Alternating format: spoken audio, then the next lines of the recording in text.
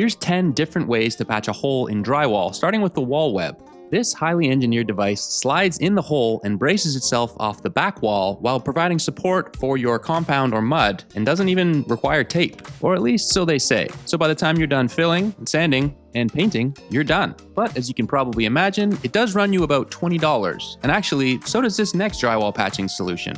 We're calling this the puck patch, and this kit comes with a hole saw that creates a bevel in the drywall so that the pre-packaged pucks slide directly into it. And actually this one says it doesn't require tape either. But full disclosure, we did notice some hairline cracking around the perimeter of this one, so we recommend that you do throw tape over top of it just to be safe. Now next up we have our easiest solution, and if you have zero drywall skills, this is probably the best solution for you. These Eclipse patches from DAP are essentially wall stickers that cover the hole. Now there's two stickers on top of each other. The first one is there so that you can build up the thickness of the paint so that when you do your top coat, it's seamless, completely invisible. Now there's no getting around the fact that these are just stickers. This is literally a band-aid solution. But if you want that hole in your wall to completely disappear with as little work as possible, there's no beating this system. Just make sure you use a really heavy nap roller and a lot of paint to make sure that those edges completely disappear. And the best part of all, you needed no tools and it was as fast as paint can dry. But as professionals, we prefer to replace that hole with some actual drywall. So let us show you a few unique ways to do just that.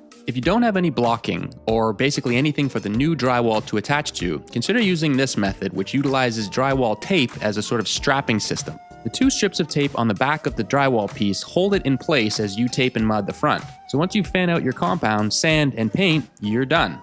Now this next method is probably the most common, and it utilizes blocking or new pieces of wood to secure the new drywall to. You simply secure your blocking to the old drywall with a few screws, and then your new drywall to the blocking with some more screws, then simply tape and mud your joints like you would any other drywall seam. Then, like any other patch, we're going to fan that out with a few coats of compound, sand it down, give it a coat of paint, and voila, your patch will disappear. And for bonus marks, make sure you dust your patch down and prime it before hitting it with a top coat. For the next patch, all you need to do is grab a scrap piece of drywall that's slightly bigger than your hole, and then score the back of it the exact size of the hole. Then snap and break off those extra pieces, cover the perimeter of the hole and the back of the patch with compound, and then mud right over it. Sand, paint, done. Now this next patch utilizes a new system for backing or blocking, and these are the drywall clips that clip and screw onto the existing drywall and provide backing for the new piece to get screwed in as well. Once the piece is secured, tape the seams, compound over it, sand it down, paint it up, patch is gone. Now if you have an old wall box that you want to get rid of, you can actually utilize spray foam as a backing. And once that firms up, you simply cut it back and then mud right over that with compound and tape. Next thing you know, that wall box is gone. Now, this probably doesn't need to be said, but never do this to a live wall box or junction box. Now another easy option are those patching kits you'll find at almost any big box store. Most of these kits are designed to just have you slap that patch on the wall and add compound, and then you're done.